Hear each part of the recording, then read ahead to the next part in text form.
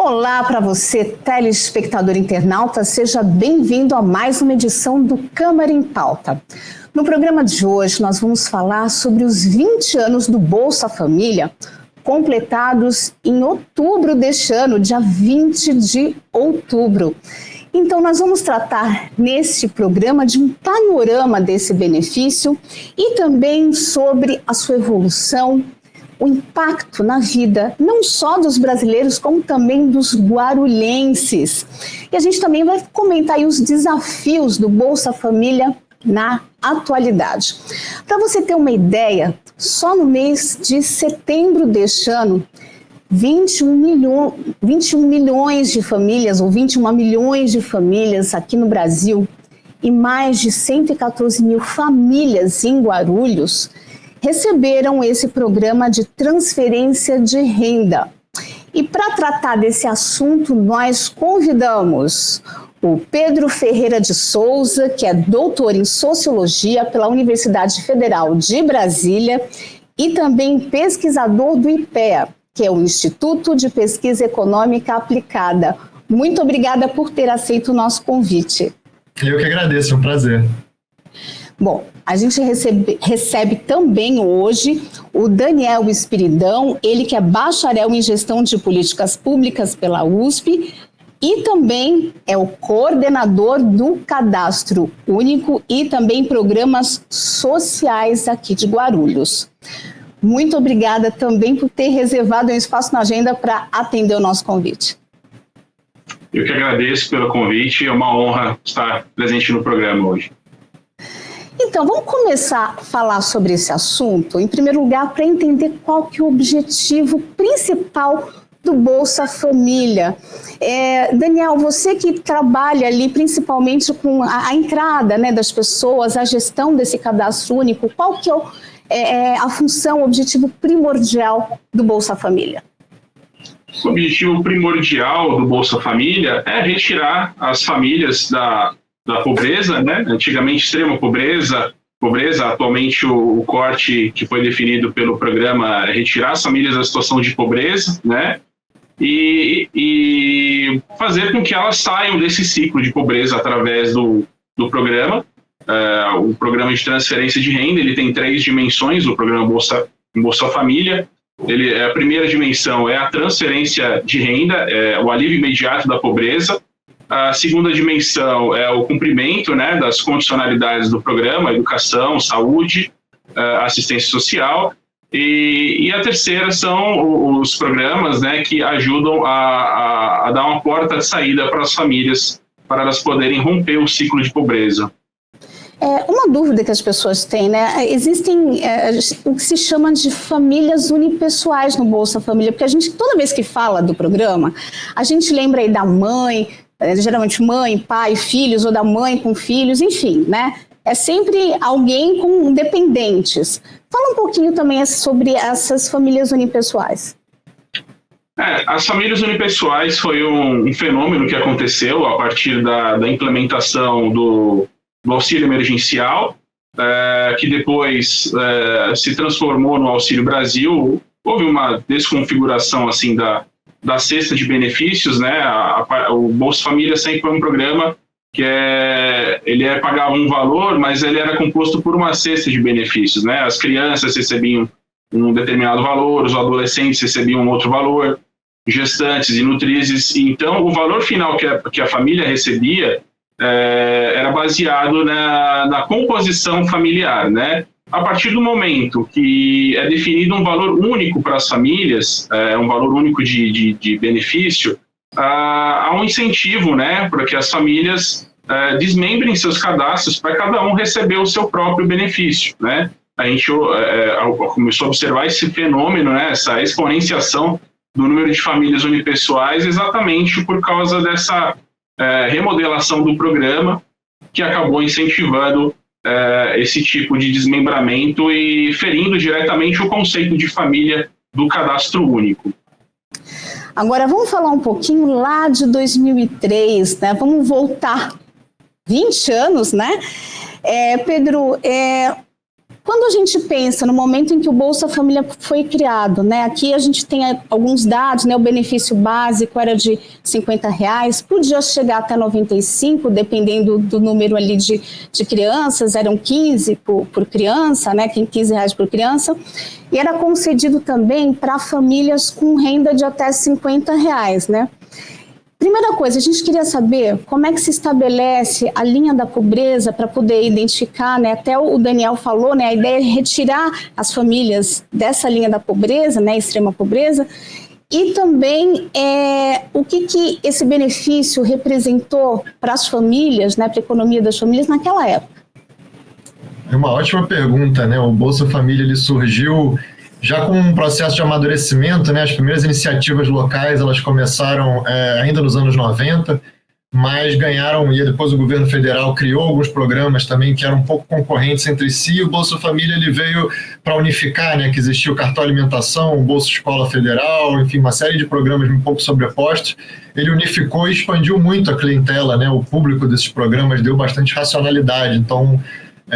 e foi um programa pioneiro na América Latina e junto com o México também mais ou menos na mesma época, e depois esse tipo de programa se espalhou pelo mundo todo com experiências muito bem sucedidas. Desde o início o programa ele tem uma linha de pobreza que era muito baixa, assim, não existe Existem muitos métodos, muitas formas, muitas abordagens de calcular a linha de pobreza, mas não existe um consenso, porque existe sempre julgamento de valor e, é claro, depende também do orçamento que o governo tem para poder atender, né? Então, originalmente, eu acho que foi uma escolha até acertada de botar uma linha baixa, que também é uma forma de priorizar quem são os mais pobres, né? E os benefícios, nessa época, eles eram um complemento à renda familiar, né? Porque eram benefícios modestos. Durante muito tempo foram benefícios modestos. A gente teve um salto agora, como o Daniel falou bem, na época do auxílio emergencial, acabou sendo uma ruptura na trajetória do programa, mas eram benefícios modestos que a gente viu que cumpriram um papel muito importante para, na maior parte dos casos, aliviar a situação de pobreza das famílias e ajudar a reduzir um pouco a desigualdade de renda no Brasil também. E é um programa que foi assim, avaliado muitas vezes ao longo do tempo e sempre com talvez uma das poucas consensos no Brasil. A gente costuma criticar tantas políticas públicas no Brasil, né? Mas assim, certamente o Bolsa Família é um dos programas mais avaliados e com as melhores avaliações das nossas políticas públicas, né? Assim, seja sobre efeitos sobre pobreza, sobre indicadores de saúde, educação, como o Daniel falou também. Então, assim, foi uma experiência muito exitosa, né? E outra coisa, assim, trazendo a questão um pouco para Guarulhos, né? Uma coisa, o Daniel mandou uns dados para mim, né, de 2013 e deste ano, e a gente percebeu, assim, um aumento muito grande, né, do número aí de pessoas beneficiárias do Bolsa Família. Então, o que trouxe para mim é que foi em 2013, havia 44 mil famílias. Esse ano são 114 mil famílias aí cadastradas para receber o benefício, né? Ou seja, era 3,6% da população, que é o que representava ali esses 44 beneficiários, né? Os responsáveis, né? Que se cadastram, e hoje é 8,86%, né? Então a gente viu que mais que dobrou a quantidade de pessoas no cadastro único para receber o Bolsa Família. A primeira coisa importante, né, outro dado que você traz, né, 144 mil pessoas corresponde mais ou menos aí a 290 mil pessoas beneficiadas, 114 mil famílias, correspondendo a 290 mil pessoas. Como que se faz essa conta? Qual que é o perfil da família que recebe o benefício aqui em Guarulhos? O perfil, quem tem direito a receber o benefício do programa Bolsa Família são as famílias que têm a renda per capita até R$218 per capita, né? Então, o que define se a família vai receber o benefício ou não é a renda per capita. E esse total de famílias são famílias que estão dentro desses critérios, né? Ou que estejam na regra de proteção, a regra de proteção que algumas famílias podem começar a trabalhar formalmente e recalculando a sua renda per capita. Se ela ficar até meio salário mínimo, a família não perde o benefício, ela continua recebendo o benefício do programa Bolsa Família por até 24 meses Então, esse grupo familiar, então, são famílias até R$ 218 per capita, e também famílias que estão dentro da regra de proteção, que é até o meio salário mínimo por pessoa, e essa renda é medida através da entrevista do cadastro único. E esse aumento que aconteceu no número de famílias beneficiárias é também uma questão orçamentária do governo federal. Isso, ao longo dos anos, foi aumentando, né? A importância do programa ela foi crescendo, e também essa discussão chega até o Congresso Nacional, que define essa questão orçamentária. Então, o aumento de famílias se dá também a uma estratégia de busca ativa das famílias em situação de pobreza no município, através das nossas equipes volantes, e também uma questão orçamentária, há um espaço maior no orçamento para poder incluir essas famílias, porque não adianta a gente cadastrar, identificá-las e não ter um orçamento para incluir, nascer uma fila de espera. Então, é uma coisa conjunta. Esse aumento ele é resultado de uma questão orçamentária a nível nacional também, e também um trabalho feito no território através de uma busca ativa das famílias em situação de vulnerabilidade social. Pensando nessas famílias, assim, né, seriam famílias de quantos filhos, de quantas pessoas, né? 2, 3, 4 pessoas? São famílias, acho que até 13, o número em Guarulhos aqui, a família que tem a maior quantidade de pessoas dentro da composição familiar é 13 pessoas, né? Então, são famílias de uma pessoa até 13 pessoas aqui no território de Guarulhos, né? Mas o cadastro único não existe essa limitação, pode ter família de 15, de 16, de 20 pessoas, então, mas aqui no território de Guarulhos, então, a família que tem a maior composição familiar, assim, no número de pessoas, é 13 o número, né? Eu te pergunto isso porque, assim, em diversos dados que eu tive acesso, quando a gente fala de Bolsa Família, está sempre ali o número de pessoas responsáveis, né, que se inscrevem. Então, toda vez que a gente fala do programa, então são 21 milhões de famílias, né? Aqui você trouxe para mim tanto o número de famílias, mais de 114 mil famílias, e ali um valor aproximado aí de pessoas, mais de 290 mil pessoas, né? Aí eu fiquei pensando, né, qual o padrão dessa família? Olha, as famílias geralmente têm 2 filhos, ou tem 3, né? Eu não sabia se tinha um padrão e como se podia fazer essa contagem, né? Porque às vezes dá uma diferença grande, né? Tem todo esse número de famílias, mas aí as famílias estão muito numerosas, né? A gente consegue depreender, tem esse controle dentro do programa, né? Vocês conseguem, quando fazem o cadastro, tem esse número de pessoas na família e aquilo ali pode ser transformado numa estatística? Sim, como você disse, né? Hoje são famílias beneficiárias, são 114.472 famílias, de acordo com a folha de outubro, e pessoas 290.656 pessoas. Existe, sim, um controle para saber quantas famílias são compostas por mais de uma pessoa ou não, né? Eu acredito que famílias unipessoais acho que famílias unipessoais na base do Cade Único atualmente está em torno, acho que, de 88 mil famílias na base do Cade Único, né? Que Bolsa Família é um recorte menor dentro da base do Cade Único. Então, a gente tem esse número, assim, em torno de 81 mil famílias unipessoais dentro da base do Cade Único, e o total de famílias dentro da base é 240 mil, em torno de 240 mil famílias, né? Aí teria que ser feito um cálculo para ver qual que é a média de pessoas aí que compõem as famílias que estão inseridas dentro da base do Cadastro Único em Guarulhos.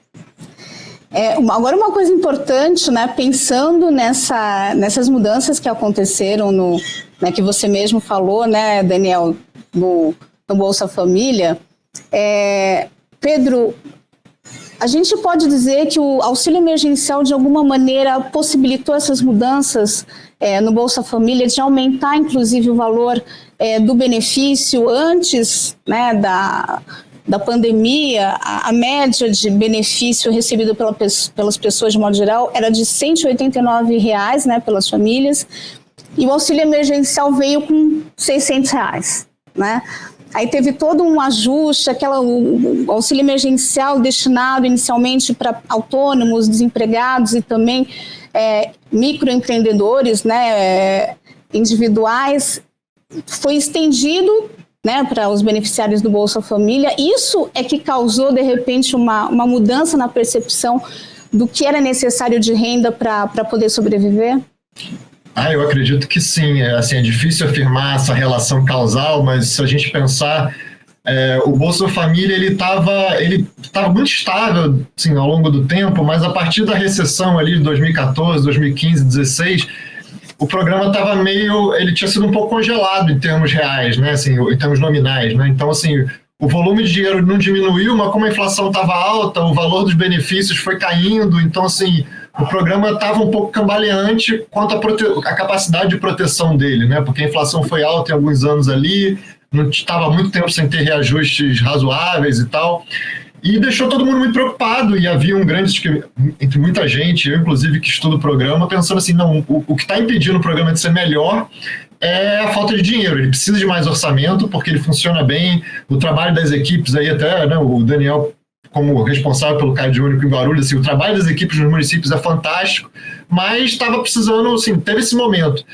Com a pandemia, eu acho que ficou muito claro, e com o auxílio emergencial ficou muito claro, como a gente tem um contingente enorme de pessoas no Brasil que não são necessariamente pobres o tempo inteiro, né? Não são necessariamente pobres crônicos, mas são pessoas que estão entrando e saindo da pobreza o tempo inteiro, porque são trabalhadores informais que às vezes ficam sem emprego, aí não tem seguro-desemprego, não tem outra renda, fica um tempo no programa, sai, quer dizer, o crescimento do programa tem a ver com isso também, oferecer alguma proteção para esse contingente enorme de informais que não tem outra, que tem uma vida muito precária, né?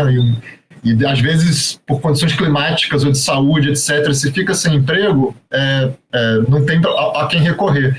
E o auxílio emergencial deixou isso claro, porque aconteceu isso com todo mundo ao mesmo tempo, né? De repente o setor de serviços parou, todo mundo ficou em casa, não podia, né? O auge da pandemia, ninguém sabia, ainda não estava muito claro o que ia acontecer, e houve esse medo, claro, de ter até problemas de desordem, né? Desordem social e etc. Como as pessoas não ficassem sem ter como sobreviver. E aí eu acho que politicamente isso deixou muito claro que existe um público que precisa e precisa muito. Foi uma medida inicialmente emergencial, como o nome diz, mas politicamente depois eu acho que se tornou muito difícil reverter, considerando que ficou óbvio o tamanho do problema. A gente chegou a 60 milhões de beneficiários do auxílio, né, e mesmo com todas as checagens e tal, tudo bem, você detectou que havia alguns casos anômalos ali, mas eram relativamente poucos, né? Os dados mostram que o auxílio funcionou bem, considerando que era um programa de emergência. E aí depois disso, você deu para as pessoas, viu que as pessoas elas podiam ver que o Estado podia ajudar elas de um jeito muito palpável e imediato, né, que oferecendo algum tipo de segurança monetária para elas, de renda mesmo, né? E 2, ficou claro que se você paga R$600, você volta por pessoa, né, e volta para 180, politicamente não tem como, então isso acabou sendo um salto, né, que influenciou e triplicou o orçamento, né? A gente até estava antes aqui do programa falando dos valores, né, mas a gente tinha um programa que era 0,4% do PIB e hoje está mais perto de 1,6% do PIB, né? Então, assim, multiplicou por 4, mais ou menos, o orçamento, ou até mais do que isso, e aumentou o número de famílias, e eu acho que é esse reconhecimento de, não necessariamente essas 21 milhões de famílias são pobres crônicos, aquela pobreza que a gente imagina assim, a pessoa que está sempre na beira da sobrevivência. Tem uma parte grande de famílias que está assim, mas tem uma parte grande de famílias também que fica entrando e saindo da pobreza o tempo inteiro. E aí, até se você quer manter as crianças na escola, etc., é melhor dar o dinheiro e dar uma segurança para essas famílias, garantir um mínimo de qualidade de vida para elas, para o país é melhor, para todo mundo é melhor. Sim. Bom, a gente está, assim, claro que entusiasmado com o programa, e só que a gente vai fazer uma paradinha para o segundo bloco, né, para a gente voltar e continuar discutindo aí o nosso tema central do Câmara em Pauta, que são os 20 anos do Bolsa Família. Então, você que está acompanhando a gente, não saia daí, porque a gente volta já já.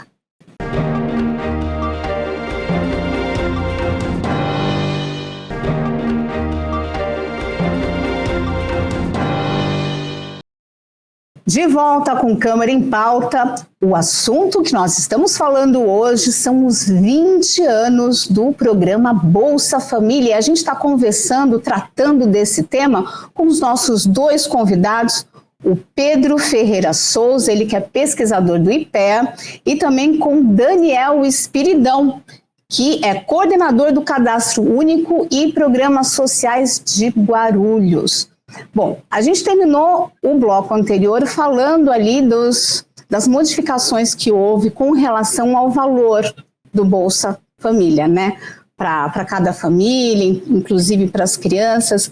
Daniel, eu queria que você trouxesse para mim como que é a composição do Bolsa Família hoje, né? A gente tem valor fixo, tem parte variável, explica para a gente. Hoje, a cesta de benefícios do Bolsa Família, ela é composta, primeiramente, o primeiro cálculo que você tem que fazer é o benefício de renda de cidadania. É o benefício de renda de cidadania, ele é pago de R$ 142 por pessoa. Então, o primeiro cálculo que você tem que fazer, você pega e calcula R$ 142 por pessoa. Se esse valor ele chegou em R$ 600, aí beleza. Se não chegou, por exemplo, uma família composta por uma única pessoa, ela tem direito de receber R$ 142, aí é pago um benefício complementar para dar o valor dos R$ 600, né? Fora isso, temos o benefício de primeira infância, que é pago para crianças de 0 a 6 anos, que é o grande foco assim, do programa, são as crianças, né? Essa primeira infância é muito importante. Há estudos científicos que investimentos que são realizados nas crianças na primeira infância, os primeiros 1000 dias de vida, né, impactam a vida da pessoa ao longo de toda a sua vida. Tem o benefício de primeira infância, que é no valor de R$ 150, ele é pago para cada criança de 0 a 6 anos. Se tiver 10 crianças de 0 a 6 anos, ele é pago R$ 150 por criança, né? Também tem um benefício variável criança, né, que é pago para crianças de 7 até 15 anos, que é o valor de R$ 50. Tem o benefício variável adolescente, que é pago para jovens de 16 e 17 anos até 11 meses e 29 dias de vida, né, 16 e 17 anos, que é no valor de R$ 50 também. E temos também o benefício variável gestante, que são para a mãe a família que tem uma mulher gestante dentro da composição familiar, ela vai até a UBS para fazer essa marcação, se ela já é beneficiária do Bolsa, ela identifica isso na UBS e a partir dessa informação o governo também paga R$ 50 para aquela gestante. E a partir agora do mês de outubro o governo federal voltou a pagar o benefício variável Nutris, né, que é para crianças aí de 0 a 6 meses de vida que estão identificadas no CAD único, e é pago também o valor de R$ 50 para essas crianças nesses primeiros meses de vida. Bom, então, Pedro, aumentou, como a gente viu bastante, né, a possibilidade aí de renda para as pessoas, né? Uma coisa também que a gente fica pensando ao longo de todo o Bolsa Família, surgiram algumas ideias, né? As pessoas pensavam, bom, vai ter um acréscimo de benefício por criança, a pessoa vai querer ter mais filho para receber mais, né? E a gente ouvia muito isso, principalmente nos primeiros anos do programa, né? Do ponto de vista estatístico, como que isso se tornou realidade ou não tem nada a ver, né? A gente se tornou um fato ou não? Essa é uma ótima questão, porque realmente nos primeiros anos falava muito isso, dessa coisa do incentivo a ter mais filhos, e não, teve vários estudos já, assim, principalmente ali entre 2005 e 2010, né, vários estudos bastante sérios, usando diferentes metodologias para ver se houve alguma tendência de acréscimo, e na verdade ninguém nunca encontrou nada, nunca houve essa resposta, né?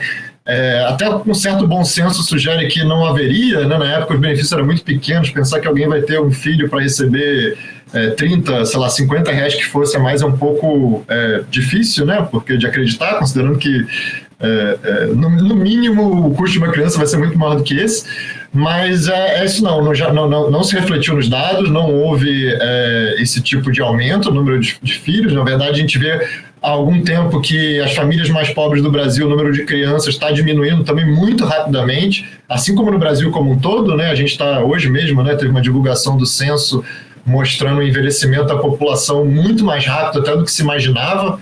Eu acho que no futuro talvez a gente olhe para trás e até fique falando, puxa, teria sido bom se tivesse tido um aumento da fecundidade ali naquela época, porque o nosso problema hoje está cada vez mais não ser um excesso de criança, mas uma falta de criança. A gente tinha até um dado aqui, né, que de repente é interessante comentar. Em 2000, quer dizer, foi antes do programa, a média ali de fecundidade é 4,6 filhos, e já em 2010, né, 10 anos depois, é de 3,3 crianças, né? Ou seja, passou de 4 para 3, se a gente não for usar ali os quebrados. Então, isso já é uma tendência. O programa, de alguma maneira, auxilia essa redução ou não? Já é realmente uma tendência que não teria nada a ver com o Bolsa Família? Eu acho que é uma tendência nem ajuda nem atrapalha. Eu acho que nem ajuda nem atrapalha. Como eu falei, eu acho que no futuro a gente talvez vai até ajudar assim, as pessoas a terem mais filhos. Eu acho que eventualmente o Brasil vai ter um benefício que seja justamente para estimular as pessoas a terem mais filhos, porque a população está envelhecendo muito rápido. Mas é uma tendência de bastante longo prazo, né? Que também assim, a nossa transição demográfica foi muito rápida, né? A população cresceu muito rápido e depois também vai envelhecer muito rápido. Se falou muito sobre isso há alguns anos, né?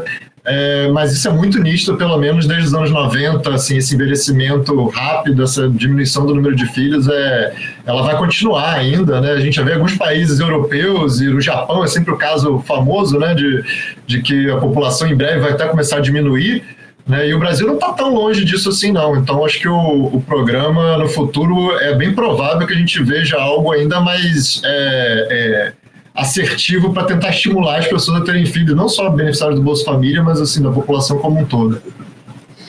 Outra questão, né, que o Daniel também tocou, né, no início, o programa ele tem algumas condicionalidades, né? Tem que ter uma contrapartida para a família, né? Você citou ali saúde, escola, e também o acompanhamento de gestação. Eu queria que você só detalhasse um pouquinho mais o que a família tem que cumprir em termos de frequência escolar, em termos de saúde, o que é preciso. Atualmente houve uma mudança, né, no acompanhamento da educação. Antigamente era de 6 a 15 anos era 85% de frequência, jovens de 16 e 17 anos tinha que ter 75% de frequência. Hoje em dia, a condicionalidade mudou e crianças de 4 e 5 anos têm que ter uma frequência de 65%, né, apontada, e crianças de 6 até os adolescentes, jovens de 18 anos, 75%. Então, o governo federal mudou essa regra. 4 e 5 anos, 65% de frequência, de 6 até 17 anos, 18 anos completos, 75% de frequência. O acompanhamento da saúde, crianças de 0 a 7 anos têm que ter a vacinação, a pesagem, o acompanhamento nutricional realizado nas UBS. As gestantes, famílias que já são beneficiárias do Bolsa Família, se têm gestantes na sua composição, vão até o posto de saúde, fazem essa identificação da gestação e tem que realizar o pré-natal, né? É uma condicionalidade do programa também. Então, são basicamente essas duas condicionalidades, educação e saúde, né? E quando a família descumpre reiteradamente algumas dessas condicionalidades, ela pode chegar até a fase de suspensão do pagamento do benefício do Bolsa Família. E aí a suspensão, a família entra no atendimento prioritário, porque alguma coisa está acontecendo com ela, alguma vulnerabilidade ela está apresentando, e aí entra o papel da assistência social. Cabe ao CRAS, né, o atendimento, os técnicos do CRAS, acolher essas famílias, verificar qual é a vulnerabilidade, o que está impedindo dessas famílias não cumprirem as condicionalidades do programa, e articular com a área de saúde e educação junto com a família, no sentido de fazer ela voltar a cumprir esses requisitos. Isso é importante. E quando o Daniel falou dessas condicionalidades, Pedro, é interessante a gente identificar, né, o impacto não só da renda do Bolsa Família, quanto dessas condicionalidades que ele traz consigo, né, dessa contrapartida que a família tem que fazer. Se a gente for pensar quais são os principais impactos do Bolsa Família na vida das pessoas, quando a gente pensa, sei lá, em vulnerabilidade social, em melhoria de segurança alimentar e também na possibilidade de inserção no mercado de trabalho, e também acaba também havendo mudanças na área da saúde, né? As avaliações que existem do programa, elas mostram que as condicionalidades cumpriram o papel que se esperava delas, né? No sentido de fato aumentar o acesso, né? O acesso e o uso dos serviços de saúde e educação. Então, no caso da saúde, você tem efeitos positivos sobre as taxas de vacinação, e também sobre o peso ao nascer, que é uma variável muito importante. No caso da educação, você tem uma redução da evasão escolar, que é um problema muito grande nosso, né? Especialmente hoje em dia, quando está mais no ensino médio. Então, você vê que na margem assim, tem uma diferença de alguns pontos percentuais, mostrando para o bem, né? Mostrando que tem uma maior persistência, maior permanência na escola, menor repetição, menor evasão, e no caso da saúde também alguma coisa em relação ao uso dos postos de saúde locais e de acompanhamento durante a gestação e vacinação. São todos efeitos muito importantes e que assim, a gente espera que o acúmulo dessas pequenas melhorias no longo prazo facilite e melhore a vida dessas crianças quando elas forem entrar no mercado de trabalho no futuro.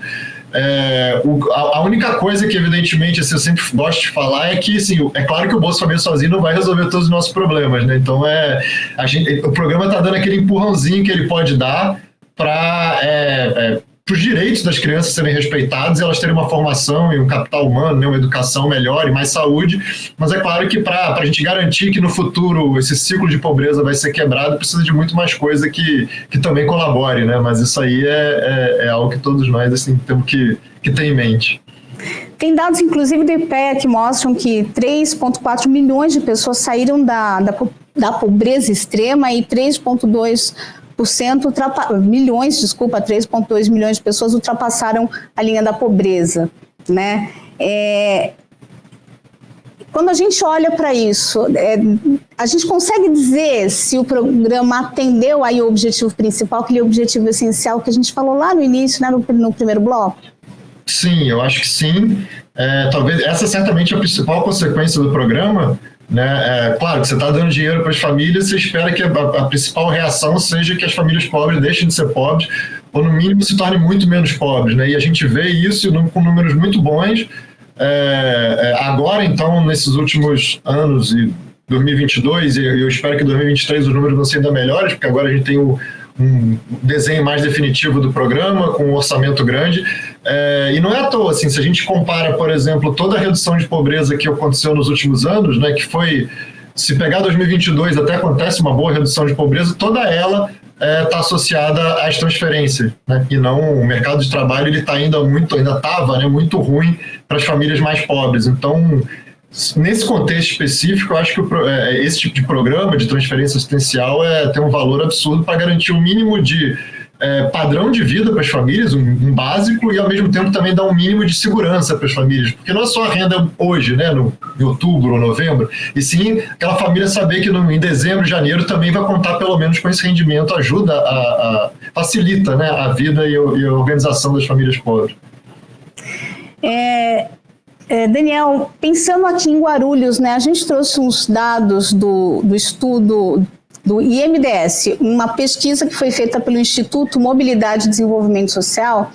Ele mostra aí que 78% dos beneficiários de Guarulhos do programa Bolsa Família, né, lá em 2005, que eram dependentes, inclusive, de responsáveis em 2005, saíram do CadÚnico, isso analisando o ano de 2019, né? Em São Paulo, foi 74%, né? Guarulhos foi um pouquinho melhor aí, né? 78%, 74%, Campinas, 73%, e Osasco, 72%. Aí tem um outro dado também desse mesmo estudo, 61% dos beneficiários de 2005 de Guarulhos ingressaram no mercado formal de trabalho em algum momento. Esse número também, quando a gente olha para a cidade de São Paulo, é 58%, e o estado de São Paulo, 59%, Osasco, 61% e Campinas, 63%, né? Aí Guarulhos está melhor em relação a São Paulo, por exemplo, né? A gente queria entender esse, vamos dizer assim, esse desempenho, né? As pessoas aqui em Guarulhos conseguiram sair, né, em maior percentual com relação às cidades aqui do entorno, né? Ou cidades muito parecidas com Guarulhos, né? Em termos populacionais ou em termos também de receita. E também mais pessoas conseguiram emprego, né? Ali o emprego está um pouco mais próximo. Eu queria que você explicasse para a gente como que a gente pode entender esses números. Eu acredito que é o impacto, né, da estrutura do município também na área de educação e saúde, o investimento que é feito na área de educação e saúde. Esse estudo ele aponta também que cidades que têm uma estrutura melhor na educação, na saúde, elas tiveram taxas de saída do cadastro único maiores, né? Taxas de entrada no mercado de trabalho formal maiores. Então, eu acredito que não somente a política, o programa Bolsa Família em si, né? Mas também um investimento em outras áreas, né? Vai ajudar, acaba ajudando a ter essa saída, né, do cadastro único e o rompimento desse ciclo de pobreza. Então, basicamente a questão estrutural, né, também que ajuda por Guarulhos ser uma grande cidade, ter uma estrutura, uma rede de atendimento melhor em educação e saúde também ajuda a alcançar esses resultados. Bom, a conversa está muito boa, mas a gente vai ter que fazer mais uma paradinha e continuamos a falar sobre os 20 anos do Bolsa Família, mas no próximo bloco. Você que está acompanhando o programa, não sai daí que a gente volta já já.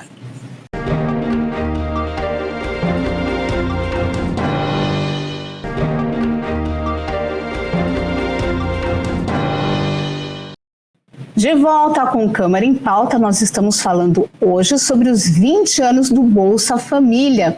E a gente está discutindo esse tema com os nossos dois convidados, Pedro Ferreira de Souza, ele que é pesquisador do IPEA, e também com Daniel Espiridão, que é coordenador do Cadastro Único e Programas Sociais de Guarulhos. Bom, a gente terminou, né, o primeiro bloco falando aí das características do programa aqui na cidade de Guarulhos, né? O Daniel estava justamente explicando que a cidade aí dá uma condição também de saúde, de educação para a pessoa conseguir sair do programa, né? E a gente gostaria de abordar aqui, né, falando de saída do programa, aquele mesmo estudo que eu mencionei, né, do Instituto de Mobilidade e Desenvolvimento Social, eles estudaram aquelas pessoas que eram dependentes do programa em 2005, né, e fizeram um estudo na RAIS de 2015 a 2019, né, RAIS é a folha de pagamento aí das empresas, quem está no mercado formal. O que a gente tem de informação, 64%, né, dos beneficiários, de modo geral, já pensando no país, né, saíram do CadÚnico. 20% seguem, né, aí já como responsáveis, 20% continuam no Bolsa Família e 14% eles não estão no Bolsa Família, mas estão no Cadastro Único, né, que dá acesso a outros programas, né. E o que a gente tem, né, 64% conseguiram sair e 55% dos beneficiários lá de 2005 não conseguiram acessar o mercado de trabalho formal. Pedro, a gente estava falando sobre isso, a gente tem dois dados aí interessantes, né? Queria que você comentasse, né, esse dado, essa possibilidade de sair, mas a dificuldade de entrar no mercado de trabalho. Isso é fundamental, né? Quer dizer, a melhor porta de saída que a gente pode ter com um programa como o Bolsa Família é o mercado de trabalho está indo bem, né? Principalmente o mercado de trabalho formal, que a gente espera que sejam empregos que tenham melhor qualidade, maiores salários e tem uma proteção maior, né? Quer dizer, se você fica desempregado, ter seguro-desemprego, etc. Essa é a melhor política, né? Assim, é ter um ambiente econômico em que o mercado de trabalho esteja numa boa situação, gerando empregos e o país crescendo. E esses resultados eles são muito interessantes, inclusive porque de 2015 para cá a gente não teve isso, né? Assim, agora que desde o ano passado a gente está vendo uma recuperação melhor, mas em 2015 a gente teve um mercado de trabalho num estado muito ruim para os trabalhadores com menos, mais vulnerabilidades, né? Então, eu acho que esse é o principal desafio para os próximos anos, de certa maneira, é a gente conseguir manter o mercado de trabalho vibrante. Daniel, o Pedro falou para a gente, né, que, claro, o Bolsa Família, ele não consegue dar conta de uma série de problemas sozinhos, né? E a gente viu que tem muita gente que não recebe o Bolsa Família porque saiu dessa linha, mas está dentro do CadÚnico, né? Quais são os outros programas que essas pessoas têm acesso quando estão no CadÚnico? O mecanismo de saída, né, na verdade, é o maior investimento na terceira dimensão, né, do programa, né, que são as ações complementares, né, cursos de formação, para poder inserir essas famílias, capacitar essas pessoas para se inserirem no mercado de trabalho. Então, aqui em Guarulhos nós temos o Acessuas, na verdade tem o programa do governo federal Acessuas Trabalho, né, que ajuda a capacitar essas pessoas com cursos de formação e articular junto com empresas para conseguir encaixar essas pessoas nessas vagas de trabalho no mercado formal, para também ajudar essas pessoas a saírem da informalidade e também garantirem os seus direitos trabalhistas, né? Então, é também uma política conjunta, né, um investimento conjunto em outras áreas que não só na área da assistência social, né? A área de trabalho também é importante, a criação de empregos também para poder ter uma rota de saída para essas famílias, né, do programa. E ainda dentro da parte de assistência social, tem outras séries de programas, né, que as pessoas têm acesso no CadÚnico, a Minha Casa Minha Vida, sim. Tarifa Social, tem mais algum outro, a Tarifa Social de Energia Elétrica, tem mais outros programas que elas acessam, sim, estando dentro do cadastro? Sim, tem a carteira do idoso, né, que garante aos idosos idosos a partir de 60 anos até 2 salários mínimos a renda total, garantiu desconto, né, pelo menos de 50% ou a gratuidade na passagem de ônibus para viajar de um estado para outro. Tem a tarifa social de energia elétrica, que hoje, dentro do cadastro único, existe um campo, né, que é para informar o código da instalação. A partir dessa informação do código de instalação dentro do CadÚnico, ajuda também a identificar as famílias que têm o perfil para receber a tarifa social, tanto que a tarifa social ela alcançou números expressivos aqui na cidade de Guarulhos, em torno de 82 mil beneficiários também. Temos o ID Jovem, para jovens de 15 até 29 anos de idade, né? A renda familiar total até 2 salários mínimos, também dá direito a descontos em eventos culturais, artísticos, jogos de futebol, cinema, teatro. Então, tudo isso esse programa tem o benefício de prestação continuada, que é muito importante também dentro do município, no sentido de tirar as pessoas, as famílias da situação de pobreza, né? Principalmente idosos de 65 anos que nunca contribuíram para a Previdência ou não contribuíram a quantidade suficiente. Elas podem estar dando a entrada no BPC, que garante um salário mínimo para aquele idoso, né? Para ele conseguir sobreviver. E também para pessoas com deficiência, o BPC deficiente, né? Desde que a pessoa tenha uma deficiência comprovada, que vai incapacitar ela de exercer as atividades laborais pelo restante da sua vida.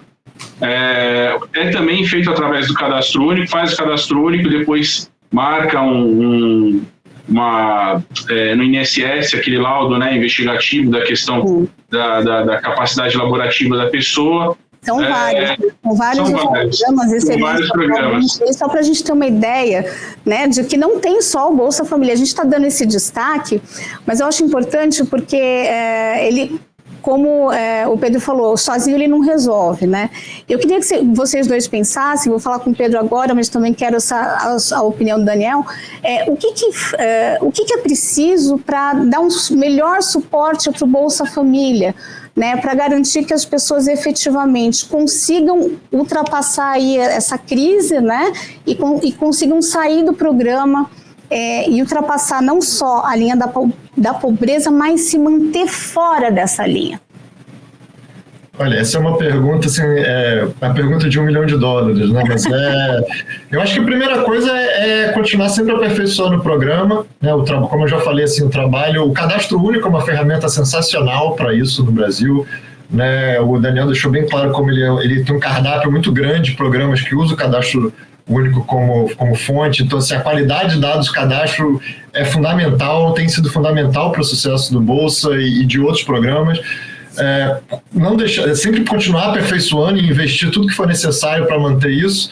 Manter o programa, não deixar a inflação comer os valores, etc. Então, assim, manter essa estabilidade é importante. E eu acho que no médio prazo, assim, o mais importante é a gente conseguir ter um período que no nível macro, né, a gente tem um bom crescimento com o mercado de trabalho, principalmente para os trabalhadores com menos escolaridade. Então, a gente sabe que tem alguns setores que empregam muito, né, construção civil, varejo, etc., que, assim, conforme esses setores também forem se recuperando desses últimos anos, a tendência é gerar mais empregos que vai atender um pouco essa clientela, né, que passou pelo Bolsa Família, além de, é claro, continuar os investimentos em educação para que quando tiver um novo estudo do INDS daqui a 10, 15 anos, a gente veja percentuais ainda melhores de saída da extrema pobreza. Né? A gente teve... Acho que esse é um momento assim, que dá para ficar um pouco otimista quanto ao futuro, né? Porque a gente passou por uma recessão e logo depois da pandemia foi meio que um choque duplo muito traumático para uma geração, e a gente espera que os próximos anos aí, nessa década, a gente vá para um lugar mais estável, mais seguro, né? Principalmente os mais pobres. Sim. Daniel, e também qual a sua percepção, né, do que pode ser feito para melhorar o Bolsa Família, o suporte que o programa tem? Você que está aí na ponta de entrada, né, em contato um pouco mais direto com a população. Eu acredito que esse investimento, né, essa mudança na composição do benefício, da cesta de benefícios do programa Bolsa Família, dando uma ênfase maior na primeira infância, né? Existem estudos científicos que apontam que as políticas públicas que têm mais retorno são aquelas que investem na primeira infância. Então, continuar, né, não ter esse choque novamente na mudança de estrutura do benefício, ter uma continuidade nessa configuração do programa por um bom tempo, né, para conseguir ter retornos melhores, investimento também, não somente na área da assistência social, mas também na área de educação e saúde, como bem apontado por esse estudo que você mencionou. As cidades que tinham uma infraestrutura melhor em educação e saúde, elas tiveram taxas de saída do cadastro único e de entrada no mercado de trabalho formal maiores, né? Então, não adianta só você investir na política pública da assistência, o programa Bolsa Família, os programas assistenciais, sem dar um enfoque nas outras áreas também. Então, é um trabalho articulado, um trabalho intersetorial para poder conseguir resultados melhores a longo prazo. Agora, pensando no Bolsa Família em si, né, Percy? Pedro, você acha que o Bolsa Família, ao longo desses 20 anos, ele cumpriu a função né, principal dele, né, que é justamente tirar essas pessoas da linha da pobreza, dar esse auxílio, né? É um auxílio de 2 anos, né? Mas ele cumpriu com a sua tarefa principal? Eu acredito que sim. É claro que sempre tem um julgamento pessoal, mas assim, acho que um bom jeito de defender que sim é a gente olhar a experiência internacional, né? Principalmente na América Latina, porque também, logo depois do Bolsa Família, o México tinha um programa dele e se espalhou, né? Esse tipo de programa virou moda, de certa maneira, mundo afora, mas principalmente na América Latina. E quando a gente compara os resultados que a gente vê no Brasil com os outros países, o Brasil está sempre entre os melhores resultados, né? A focalização do Bolsa Família, ainda não tem dados para esse período mais novo, mas assim, até 2019, pré-pandemia, né? Estava entre as melhores. O efeito do Bolsa Família sobre a pobreza era o melhor, se não um dos 2 melhores ou 3 melhores. Então, assim, em comparação com os outros países, a gente vê o programa se saindo muito bem, e não é à toa que tanta gente veio para cá para tentar aprender e desenvolver os seus programas locais. E, de novo, batendo essa tecla, mas que eu acho bastante importante, especialmente essa tecnologia do cadastro único, né, que é você ter um cadastro federal, né, unificado, que serve para vários programas sociais e que os municípios estão em contato ali na ponta com as famílias, é algo sensacional que outros países não têm, né, assim, nos Estados Unidos mesmo, durante a pandemia, para conseguirem pagar um auxílio emergencial deles, eles tiveram que mandar cheque pelo correio, né? Assim, uma coisa, em certo grau, a gente precisa apreciar o que o Brasil já construiu institucionalmente, né? Tem uma questão também que me chamou a atenção quando eu fui ver, né, esse estudo do IMDS, foi que ainda existe uma desigualdade muito grande quando a gente olha para as regiões brasileiras, né? Então, aqui, por exemplo, quando a gente pensa na saída do cadastro único, a região sul é onde as pessoas mais saem, né? O percentual de 73,8%, centro-oeste 72,2%, sudeste 70%. Aí quando a gente vai para o norte são 60,8%, já cai bastante, 10 pontos percentuais. E quando a gente vai para o Nordeste, cai mais um pouquinho, 57,6%, né? A gente não conseguiu ainda lidar com essa diferença.